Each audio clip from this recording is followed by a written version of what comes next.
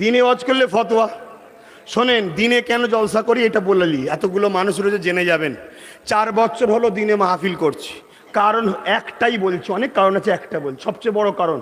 আমি যখন মাহফিলে যাই কোনো জায়গায়, মাহফিলকে কেন্দ্র করে দেখি লাইটিং করে, করুন, আমি আপত্তি নয়, নিজের ছেলে মেয়ের বেতে লাইটিং করছে, নবীর মিলাদে করবেন না কেন, আমি হিংসুক নই। কিন্তু দেখা যাচ্ছে এক শ্রেণীর মেয়ে বা এক শ্রেণীর ছেলে ওই মাহফিলগুলোকে কেন্দ্র করে বাজারে ঘুরে হই হই করে মেলাতে পুরো পরিণত করে দেয়। লাগতদন্না থেকে শুরু করে হাতে স্টাম্প দিয়ে থেকে শুরু করে কি না হচ্ছে, টোন টিটকিরি, আরও অনেক পাপাচারের কথা বলবো না, সে ব্যাকমোড় ঘুরলে লাইট পড়ে যায়, অনেক কিছু আমরা দেখেছি লাইফে। কথা বুঝতেন না, বোঝেন না, সব বুঝতে পারছেন।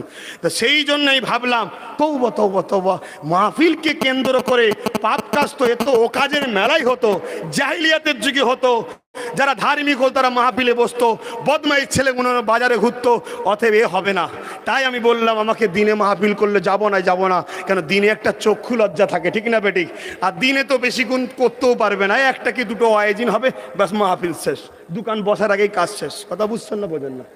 সারা দিন তো বাবা ইনকাম করছো আল্লাহ করে অনেক জায়গায়, করো না, সেটা কথা নাই, কিন্তু সেটাকে কেন্দ্র করে আমার পেট দেখতে গিয়ে আমার ধর্ম শেষে যাবে। আমার পেট আগে না ধর্ম আগে? তাই বাপ করেছি। কিন্তু দিনে মাহফিল করলে আবার ফতোয়া দেয়। এই বক্তব্য ছলে বলছি, আবার বলবে না তো যে টান না দিলে ওটা কি ওয়াজ হয়? টান দিয়া তো শিখিয়েছিলেন ছোট হুজুর পীর কেবলা সুলতানুল ওয়াইজিন, জোরে বলুন সুবহানাল্লাহ। তার আগে নাম সব বক্তব্যই চলতো, তাই উনিকে সুলতানুল ওয়াইজিন বলা হতো। কেন? উনি শিখিয়েছিলেন বাবা মধুর সুরে কথা বললে দুটো কড়া দিল নরম হয়ে যায়, ঠিক না বে ঠিক গো? আর আল্লাহ পাক হযরতে দাউদ আলাইহিস সালামকে এত সুন্দর এলাহান দিয়েছিলেন, তবে আমার নবীর মতো নয়। বলুন আল্লাহু আকবার। হ্যাঁ, এবং কিয়ামতের দিনে সমস্ত নবীদেরকে আল্লাহ কোরআন পড়তে বলবে, শত শেষে আমার আল্লাহ বলবেন আমার বাণী আমি পড়ছি। ইনশাআল্লাহ সেদিন আমরাও যেন জান্নাতে বসে আল্লাহর ওয়াজ শুনবো। বলুন ইনশাআল্লাহ। সে বিশ্বাস আছে তো নাকি? যদি থাকে তাহলে সম্পর্ক কার সাথে করবেন একটু দেখুন। কেন রসুল বলে গেছে আমি চলে যাচ্ছি, 3টে জিনিস রেখে গেলাম, কিতাবুল্লাহ ও সুন্নতে রসুলি ও আহলে বাইতি। কোরআন জানবে, আমার সুন্নাত দেখো, সুন্নাত নেবে, আমার খানদানকে ধরো। কথা বুঝছেন না, বলুন না, সিস্টেম। তাহলে কিতাব চেনো, সুন্নাতকে লাও। কেন? রসুল হলেন কোরআনের হুবহু।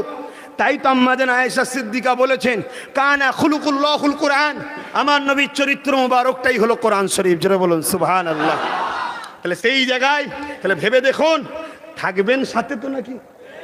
এই যুবকরা কি বলছো? এখন হাত তুলছো, অনেকে আবার এসে বলছে ভাইজান জীবনের শেষ নিঃশ্বাস পর্যন্ত আপনার সাথে আছি, তবে ভাইজান খুব কষ্টে আছে। এ বলে না, বলে না? আচ্ছা বলো, দুনিয়াটা জেলখানা না শান্তির জায়গা?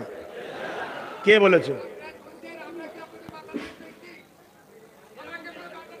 তোমরা কেন মাথা কোনো বসে আছো? তোমরা সরো না।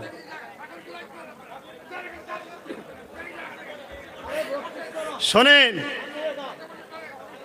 আমি কি বলছি, তাহলে দুনিয়াটা জেলখানা, কে বলল? কাদের জন্য জেলখানা? জোরে বলুন। তাহলে যে কষ্ট পায়নি সে কি মোমেন? সে জেলখানা কোথায়? তার জেলখানায় শান্তি হয় নাকি? না কষ্ট হয়? কষ্ট হলে খুশি আদায় করে যে ঠিক আছে কমসে কম লাইনে আছি, বেলাইন হয়ে যায়নি, ঠিক না বেঠিক? আর দুনিয়া শান্তি কাদের জন্য? মুনাফিক বা যারা গায়ের আল্লাহ মানে না, রসুল মানে না, তাদের জন্য শান্তির জায়গা, ঠিক না বেঠিক গো? আর মোমেনদের জন্য দুনিয়াটা জেলখানা। তাহলে কিছু মানুষ বলে তাদের জন্য আজকে কয়েকটা কথা বলছি। ভাই যখন এসছে না দেখছি কি বলতে চাইছে বুঝতে পারছি না। মুসলমান ঘরের ছেলে মেয়েরা, তরুণেরা, এ নবী বাগে প্রেমিকেরা, যারা মনে করো বড় কষ্টের মধ্যে আছি, যারা মনে করো বড় জুলুম অত্যাচার হচ্ছে, যারা মনে করো বড় বিপদের মধ্যে রয়েছে, খবরদার নিরাশ হয়ে যেও না, হতাশ হয়ে যেও না। কেননা মোমেনদের জন্য হতাশি হওয়াটা কুফরি। আল্লাহ আমাদের সকলকে ধৈর্য ধরার ক্ষমতা দেয়। সমস্ত নবীকে আল্লাহ পরীক্ষা নিয়েছে না নাইনে? সময়ের দিকে খেয়াল করে অন্য নবীদের কথা বলছি না, তথাপি আমার রাসূলুল্লাহ দুটো কথা বলে যায়। এই যুবকেরা, তরুণেরা, বাপেরা, আল্লাহ নবী, নূর নবী, দয়ার নবী, যিনাকে আল্লাহ সৃষ্টি না করলে লাউলা কালামা খালাকতুল আফলাক, এই জমিন হতো না, আসমান হতো না, কায়নাত হতো না। যার জন্য আল্লাহ কায়নাতকে তৈরি করেছে, সেই নবী দুনিয়ার জমিনে আসবে। মায়ের গর্ভে রয়েছে, আব্বা দুনিয়া থেকে চলে গেল। আরে এর থেকে বড় কষ্ট কি হতে পারে? দুনিয়ার জমিনে এসে কোনোদিন আমার নবী আব্বার কোলে উঠতে পারেনি, আব্বার চুমা পাইনে, আব্বার জবানে মোহাম্মদ বলে ডাক পাইনে। আরে যা কেনা করলে আল্লাহ কিছুই করতো না। যার খুশিটা আল্লাহ পাকের খুশি, সেই নবীকে আল্লাহ পাক কিভাবে পরীক্ষা নিয়ে দুনিয়াকে শিক্ষা দিল। তাই নবী আমার জানিয়ে দিলেন, দুনিয়ায় যত মানুষ এসেছে, নবী এসেছে, রসুল এসেছে, সব থেকে বেশি আল্লাহ পাক আমাকে কঠিন আজমাইশ করেছে, পরীক্ষা নিয়েছে। মন খারাপ হচ্ছে? যদি খারাপ থেকে চাঙ্গা হচ্ছে না পারে, হ্যাঁ, শেষ নিঃশ্বাস পর্যন্ত আমরা লড়বো হকের জন্য, ঠিক না বেটি?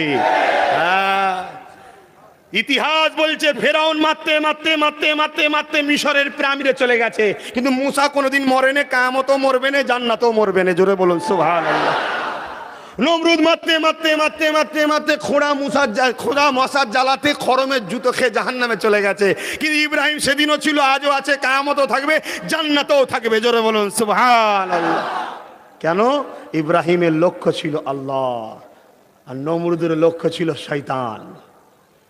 তা তোমার লক্ষ্যটা যদি আল্লাহ থাকে, তোমার রাস্তায় যতই বাধা আসুক, তোমাকে মন হালকা করলে হবে না। হ্যাঁ, তুমি পরিকল্পনা চেঞ্জ করতে পারো, প্ল্যান চেঞ্জ করতে পারো। কখনো কখনো কখনো কখনো দুর্গন্ধযুক্ত ছুঁচো সামনে চলে এলে, গন্ধর জন্যে বড় বড় সিংহ দেখবেন দুপা পিছিয়ে যায়, ওর গন্ধ সহ্য হয় না। কথা বুঝছেন না, বোঝেন না? কিন্তু পিছপা প্রকৃত হয় না। বাবেরা, নজওয়ানেরা, এ নবী পাকের প্রেমিকেরা, আল্লাহ নবী, নূর নবী, দয়ার নবী, যাকে সৃষ্টি না করলে আমার আল্লাহ পাক কায়নাত করতো না গো, যাকে সৃষ্টি না করলে আমার আল্লাহ পাক জান্নাত বানাতো না গো, যাকে সৃষ্টি না করলে আমার আল্লাহ পাক ফারিস্তা পাঠাতো না গো, যাকে সৃষ্টি না করলে আমার আল্লাহ আদম শফিউল্লাহকে বানাতো না, মুসা কালিমুল্লাহকে বানাতো না, ঈসা রুহুল্লাহকে বানাতো না, যাকে সৃষ্টি না করলে আল্লাহ তোমাকে আমাকেও বানাতো না। সেই নবী পাককে আল্লাহ কত আজমাইশ নিয়েছে, সেই নবী পাককে আল্লাহ কত পরীক্ষা দিয়েছে। এ যুবকেরা, তরুণেরা, বাপেরা, নবী আমার দুনিয়া জমিনে আসলে কয়েকদিন যেতে না যেতে দুদুমা হালিমার কাছে চলে গেল, মায়ের কোলে মমতা পেল না।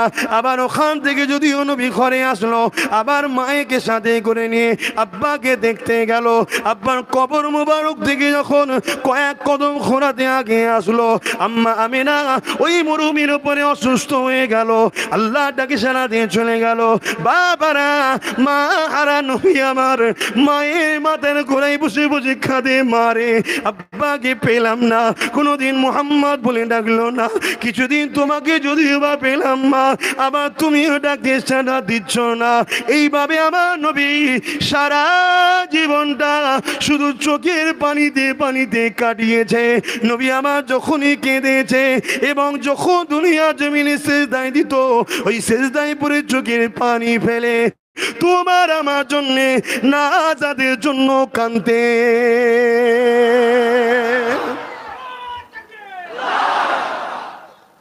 আজ সেই নবীর ইসলাম কে একদল সন্ত্রাসেরা অপমান করছে না, করে না?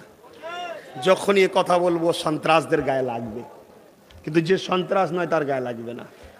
আমার রসুলের রেখে যাওয়া কোরআন, মসজিদ, নবী দিবস, এইসবের ওপরে আক্রমণ হচ্ছে না, হয় না? আচ্ছা, আমি যে কথাগুলো বলছি এটা ধর্মীয় কথাই বলছি তো, নাকি না অন্য কিছু বলছি? কেন আবার কাঠি দিবার জন্য কেউ কেউ থাকে আবার, যাতে করে আগুনটা ধরে। আরে এটা দুনিয়া, এই দুনিয়া জমিনে বহুত কিছু হবে, মন খারাপ করলে হবে না। আসো আগিয়ে চলো, আমার নবী পাকের জীবনীটা দেখো। কেননা আল্লাহ আমার নবীকে তোমার আমার জন্যে মডেল বানিয়েছে। এ যুবকেরা, লাকাদ কানা লাকুম ফি রাসূলিল্লাহি উসওয়াতুন হাসানা। আমার আল্লাহ আব্বাসকে মডেল তোমাদের জন্য করেনি। কোন পীর পাইগম, কোন পীর পিরজাদা, ইমাম মুফতি কাউকে কিন্তু মডেল করেনি। তোমার আমার জন্য আল্লাহ মডেল করেছে শুধুমাত্র মুহাম্মাদুর রাসূলকে। এ যুবকেরা, তরুণীরা, বাপেরা, হ্যাঁ এখানে একটা কথা বলে দিই, প্রকৃত আল্লাহর ওলি তো সে যে নবী নবী করে, প্রকৃত নায়েবে রসুল তো সে যে নবী নবী করে, প্রকৃত আলেমে হাক্কানি তো সে যে নবীর কথা খুলে খুলে বলে। কেননা তামাম জিন্দেগিটা আমার আল্লাহ পাক একটা সংবিধান পাঠিয়েছে, ওই সংবিধানটার নাম হলো কোরআন শরীফ। এ বিশ্বে মানুষ তোমাদের চলাফেরা, কথাবার্তা, উঠা বাসা সব কিছু আমি তোমাদের মালিক, আমার কথা অনুযায়ী চলতে হবে। ওই কোরআনটা তোমরা বুঝবে কি করে? যত আমার নবীকে খুলবে, নবীর জীবনী দেখবে, নবীর আলোচনা শুনবে, যত নবীকে চিনবে, তত কোরআন তোমরা বুঝবে। কেননা আমি আল্লাহ আমার নবীকে খুলুকুল আজিম, আমার নবীকে উত্তম আখলাকওয়ালা বানিয়ে দিয়েছি।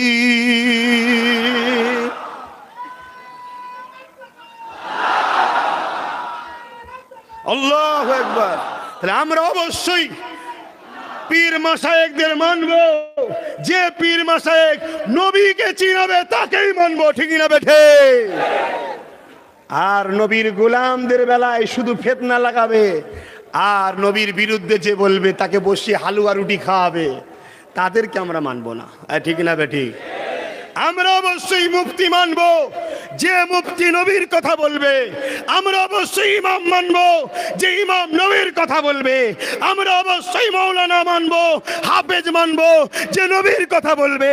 কেন আমাদের লাইফে একটাই লক্ষ্য, উঠতে নবী, বসতে নবী, শুতে নবী, চলতে নবী, কথাতে নবী, ব্যবসায়ী নবী, সব কিছুতে নামাজ, রোজা, হজ, যাকাত, দান, খায়রাত, রাষ্ট্র পরিচালনাতেও আমাদের লাইফে একজনই থাকবে, নবী, নবী, নবী। জোরে বলুন সুবহানাল্লাহ।